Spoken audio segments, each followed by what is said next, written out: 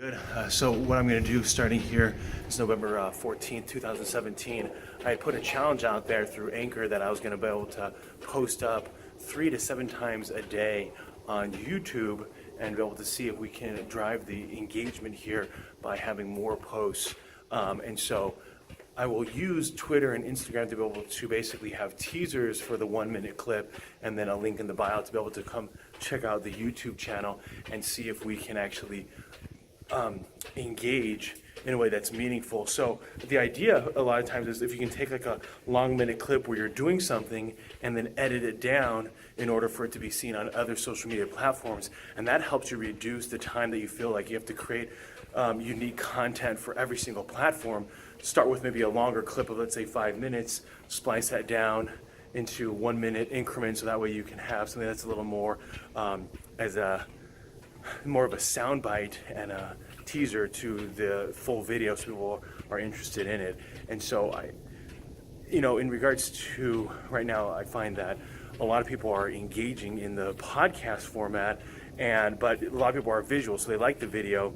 The question is that how long should the video be for it to still be engaging, or will it totally be a little bit of a so if the clip's too long, then what happens is people don't want to watch it. And so if I can make it so that way it's engaging all the way through, then that way people are going to be more enticed to watch it. Plus, the nice thing is that YouTube actually allows you now to watch it, the video, without you being on that screen. So then the audio plays in the background.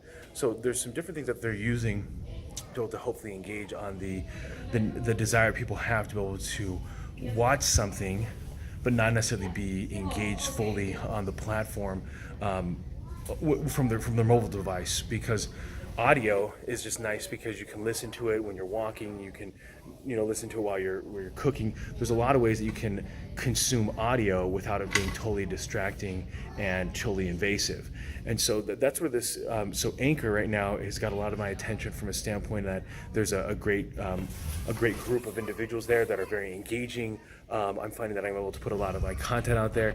At the same time, I'm able to have more of a global reach in regards to having interactions and conversations with people throughout the world as I send them invites, and then like I could be talking to someone in Australia, or if let's say they want to call in or do shout outs or echo, like there's different things that you can do with people's segments and then curate or DJ that content onto your station, and then you can then take those different segments and upload it and publish it onto a podcast format. And so the other feature that Anchor has as well, it has this ability to be able to take the audio and transcribe it into text, and then that text into video. So then what the person sees is basically the audio in the background, but what they see is the words as they're strolling through the audio format. And so it's a way that you can basically engage in video but still read what's going on.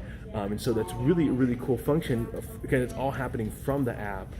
So that can be really cool, a really fun thing. Reminds me of the value that people have in doing filters when it comes to their Instagram posts. For me, no filters needed. That's just how I roll. And so from this Anchor, there was somebody had asked a question basically about leveraging YouTube and doing 3 to 7 posts there, right? 3 to 7 posts comes from Gary Vaynerchuk. For those of you that don't follow, big social media influencer, and also runs huge. I think for him it's small because he compares himself.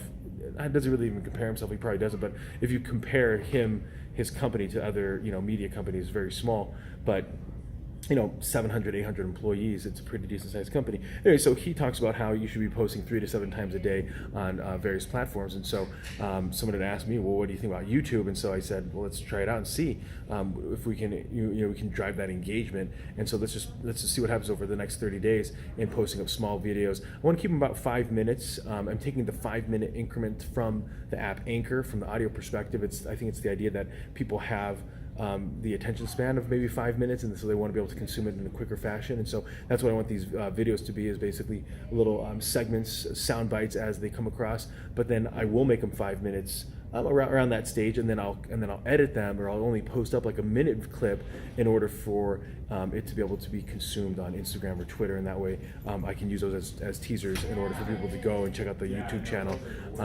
And so that's really the challenge that's happening today, and let's just see what happens in the next 30 days. Sherm's out.